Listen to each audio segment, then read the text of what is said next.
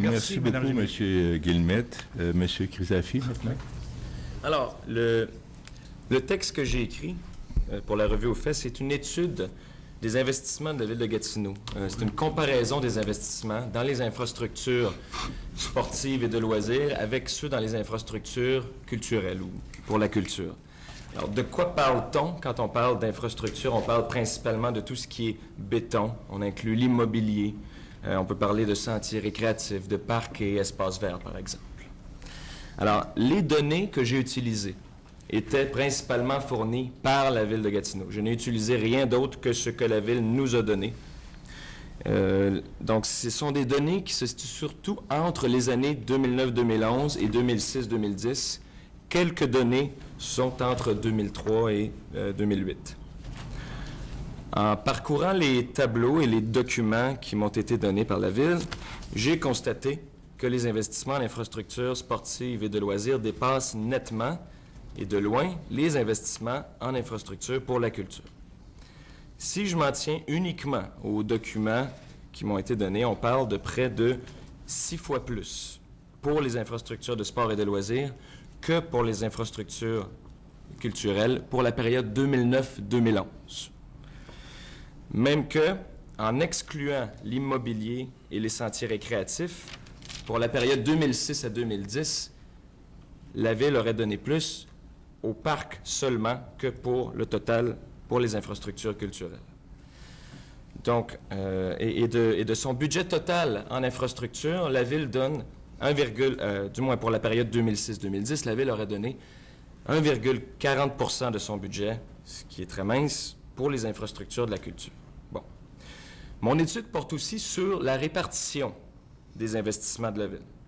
Entre 2006 et 2010, sur 24 infrastructures financées, on en a 10 qui se situent à Hull, 7 à Gatineau, 4 à Aylmer et 3 à Buckingham. On constate que tous les secteurs ne sont pas aussi choyés les uns que les autres. Pourtant, lorsqu'on regarde la répartition des investissements pour les parcs et espaces verts, c'est une répartition qui est plus équitable, malgré les écarts qu'il peut y avoir. Donc, de tout ce que je vous ai mentionné jusqu'à maintenant, j'ai exclué certaines données. Pourquoi? Parce qu'elles ne faisaient pas partie des données qui nous ont été envoyées. Par contre, s'il fallait que j'inclue les coûts du centre sportif, il faudrait parler non pas de 6 fois plus pour les infrastructures de sport et de loisirs pour la période 2009-2011, mais de 25 fois plus. On parlerait de 65 millions. Alors, bon. Bref, le constat est qu'il y a un écart. Et cet écart n'est pas négligeable. En tant qu'acteurs du milieu culturel, nous souhaitons voir la situation changer.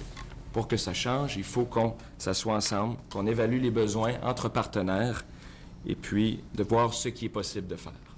Merci. Merci beaucoup, M. Chrysafi. La parole est maintenant au conseiller Stéphane Pianac. Merci, M. Bégin. Mon collègue Maxime Pedneau-Jobin et moi, qui co-signons cet article, on a convenu tout à l'heure que je vous livrerai le petit texte qui suit. Je voudrais d'abord saluer l'initiative du Conseil régional de la culture de l'Outaouais. Ce cahier spécial qui dresse un état de la situation du financement des arts dans notre région est un outil important qui alimentera longtemps la réflexion des militants, des élus, des citoyens et des journalistes sur la question. Si le cahier platine de la culture établissait les priorités du milieu, ce cahier-ci fait la démonstration que la solution passe sans conteste par des investissements accrus dans le domaine culturel. Comprendre d'où l'on vient pour savoir où l'on va. Voilà en quelques mots la trame de notre texte, que nous avons intitulé « La Révolution oubliée ». Contrainte d'espace oblige, nous avons brossé un portrait sommaire de la situation des 15 dernières années et esquissé quelques-uns des grands projets culturels que nous souhaitons voir mis en chantier dans un avenir rapproché. Une chose est sûre, le chemin parcouru en Outaouais et à Gatineau témoigne du dynamisme et de la force de mobilisation du milieu. Il faut aussi reconnaître la part considérable des anciennes villes, notamment Hull et Gatineau, qui ont joué avant l'heure un rôle de pionnier en matière culturelle en créant des lieux et des façons de faire qui sont aujourd'hui devenus des institutions et des pratiques exemplaires et qui sont pour nous une source de fierté. Si la fusion municipale a eu ses contre-coups à plusieurs niveaux, La mise en commun des ressources et institutions artistiques et culturelles nous aura notamment permis de nous doter d'un réseau de salles de spectacle enviable, de multiplier les lieux d'exposition en art visuel et de soutenir autant des initiatives bien ancrées dans la communauté que de nouveaux projets.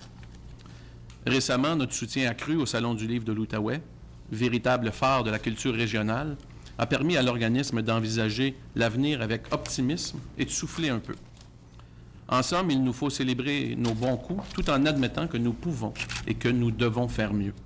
Et pour y parvenir, il nous faut tendre la main à nos partenaires et tous ensemble mettre l'épaule à la roue. La culture nous concerne tous, même si parfois le terme effraie parce que, trop abstrait, il ne semble s'adresser qu'à une élite. D'où notre responsabilité d'adapter notre discours, de le rendre limpide, de l'illustrer d'exemples, de le ramener sur le plancher des vaches ou, si vous préférez, sur le plancher de la bourse. Parce que la culture se dit aussi en chiffres, en retombées économiques, en impact récréo-touristique, en création d'emplois et de richesses, bref, en rentabilité. À cet égard, Statistique Canada nous indique que chaque dollar investi dans les arts et la culture en rapporte 7.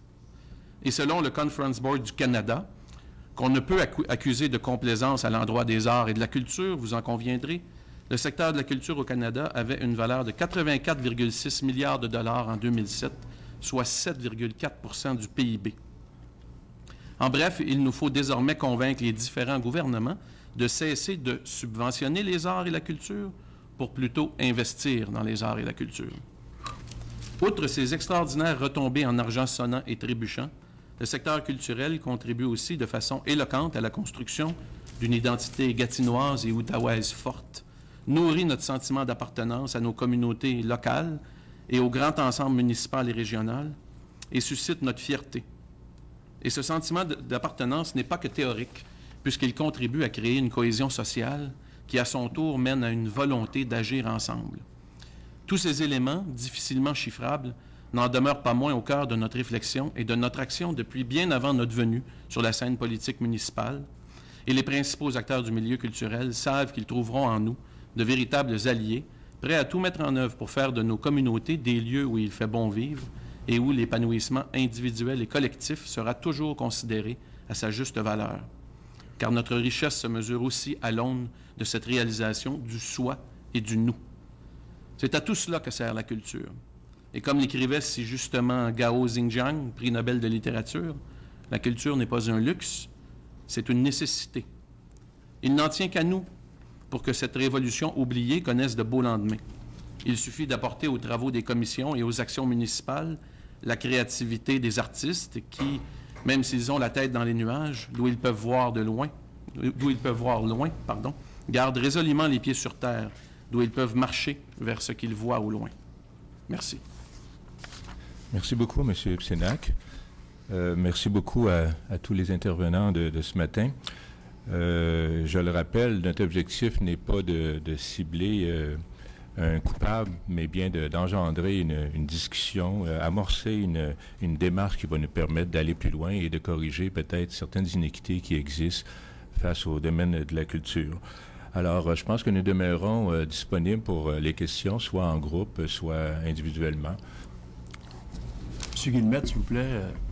Michel Denis Potvin de la Télé de Radio-Canada. Je suis dans le cahier, page 25, tableau 11, pourcentage de financement par région.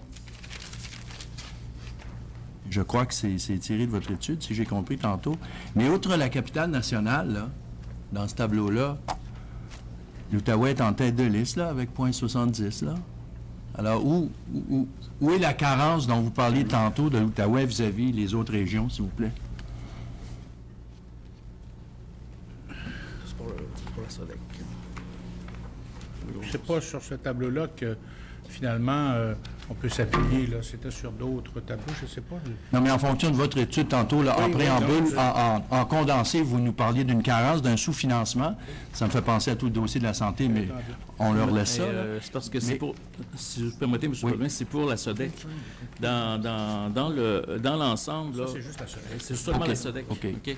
Parce qu'il y a un tableau d'ensemble. Ensuite, il y a 3 parties. Il y a une partie pour le Conseil des arts de l'aide du Québec, une partie pour la SODEC, une partie pour le ministère.